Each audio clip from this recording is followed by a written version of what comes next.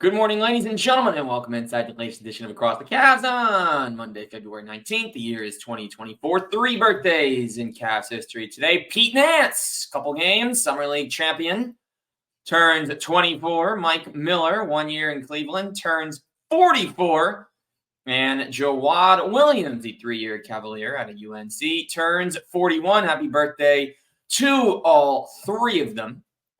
February 19th, 2020. John Beilein resigns as the coach of the Cleveland Cavaliers and is replaced by J.B. Bickerstaff, still holding the position today, as the Cavs sit in the number 2 seed in the Eastern Conference. We're talking All-Star, recap, analysis, and what the league can do to try and fix things moving forward. Zach Weiss with you. This is Across the Cavs on Network 216. Let's get to business.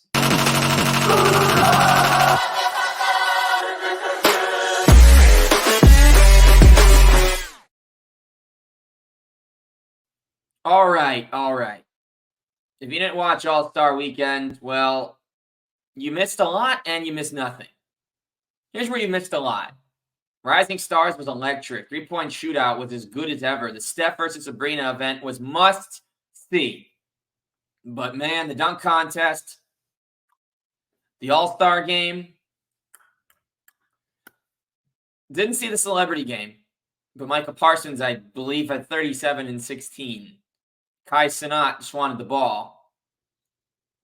He did get dunked on, or Jaylen Brown dunked over Kai. One of the comments on the dunk was that Blake jumped over a Kia and Jaylen jumped over a Kai. And then it caught on. ESPN posted it. Don't think it was that clever, personally.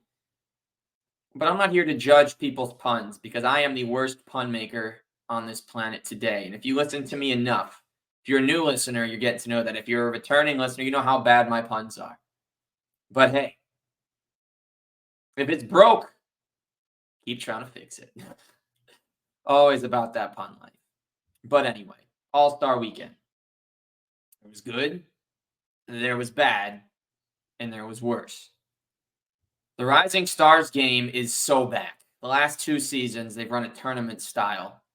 4 teams of 7, 3 from the NBA, 1 from the G League. Games now used to be a little longer. They should make it a little longer. The first round games are to 40. The championship is to 25 with a couple of media breaks in between. The G League team, featuring Amani Bates, Mac McClung, Oscar Tshiebwe, Alondas Williams, among others, took down the team with Victor Wembanyama, Jaime Jaquez, Brandon Miller, Jabari Smith, and Brandon Pajemski in round 1 in a stunning upset. Shout out Amani Bates getting it done. He also scored 10 points in the G League next up. First round game yesterday. His team did fall in the final, but he got in and he performed. Amani hit a couple of shots, had a sequence where he blocked the shot, brought it down, then dropped a dime for a bucket. Amani Bates has some serious potential. We didn't know what would happen this year. We know that he's getting the G League education, and he should be ready to perform next season in some capacity for the Cavs, depending on what this rotation looks like. He and Craig Porter Jr. can both make it in Cleveland next season, in my personal opinion, depending on where they go with the rotation, what the salary cap looks like. With some guys, they may have to move this summer. But anyway, Rising Stars was awesome. Championship game was a bit of a blowout. You know, Jalen Williams and Benedict Mathurin, Chet Holmgren cooked in that last game. Was never very close. But it's a competition to a number the whole time. There were a couple of flashy plays in the beginning, and then the defenses set the tone. Love to see that from first and second year guys, from G League players trying to make it in the NBA. You know, I love that event. I hope it's here to stay. So then we get to Saturday night. We start off with the skills challenge, which was really, really cool.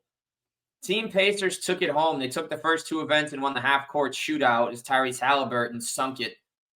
So you had Benedict Mathurin from the Pacers winning Rising Stars MVP. You had the Team Pacers winning here. You had Tyrese Halliburton almost make it to the 3-point final.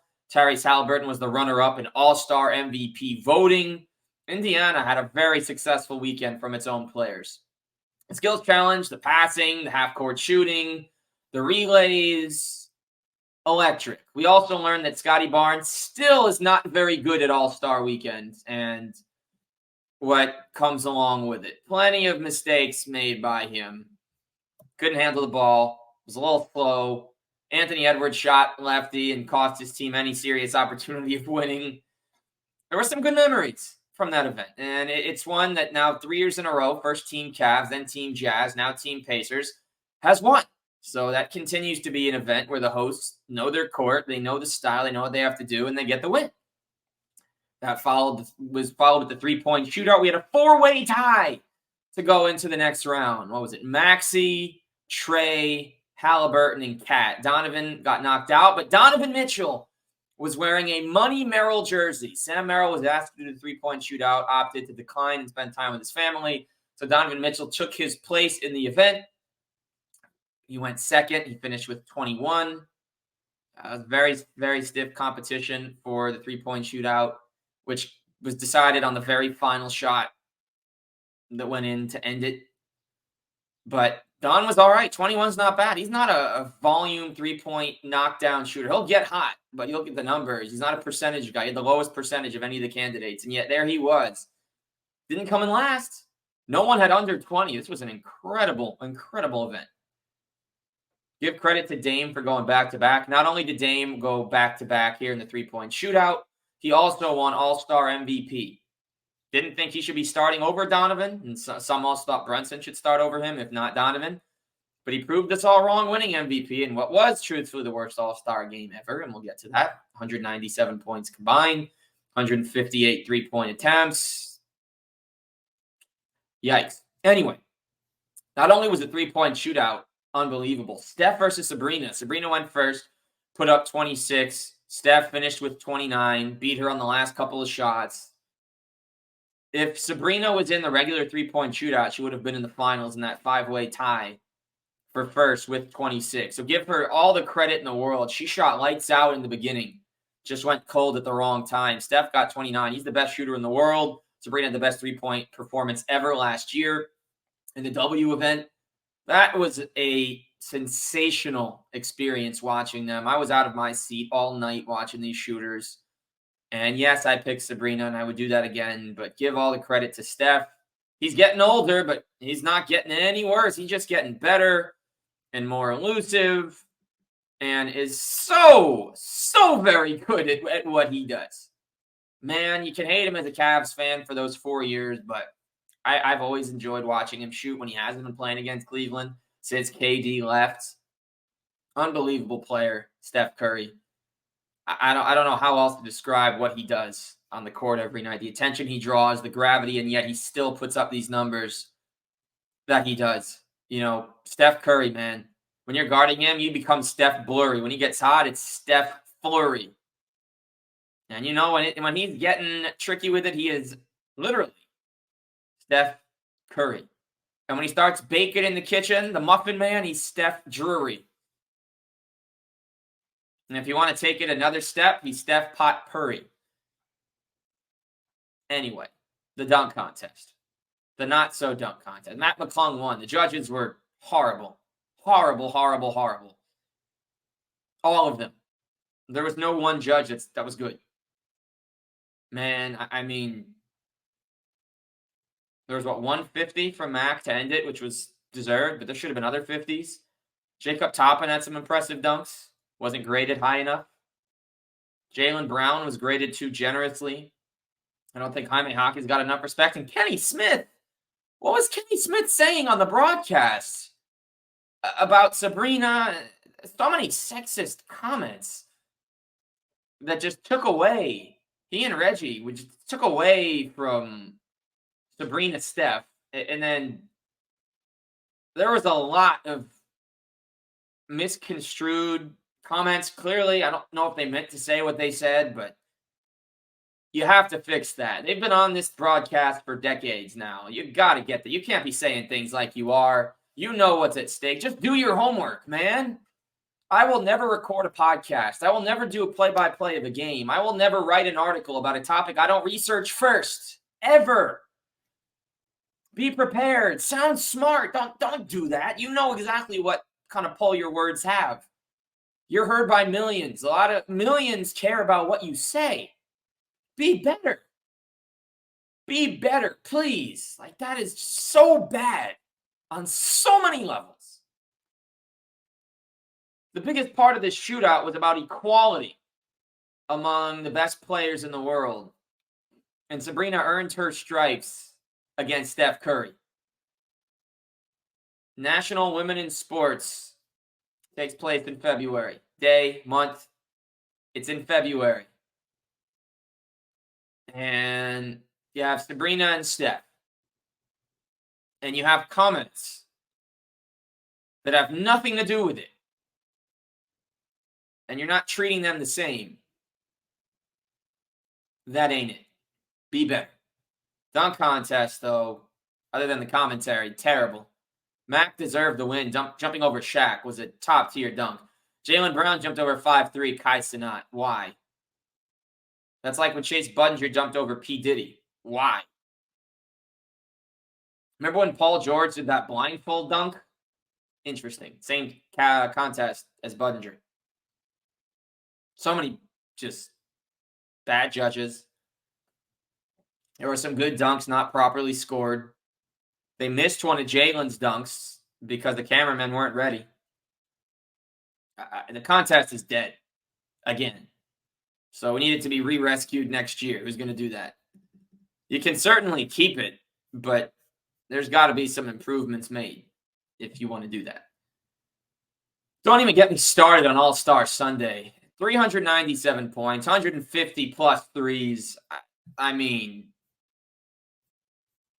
both teams shot over 55%. By the way, completely out of nowhere, Karl Anthony Towns, 50 points in the All-Star game. They got destroyed, did the West, and he did most of it late, but he snuck up out of nowhere to score 50. Chris Finch being the coach certainly helped his opportunities. He took 35 shots.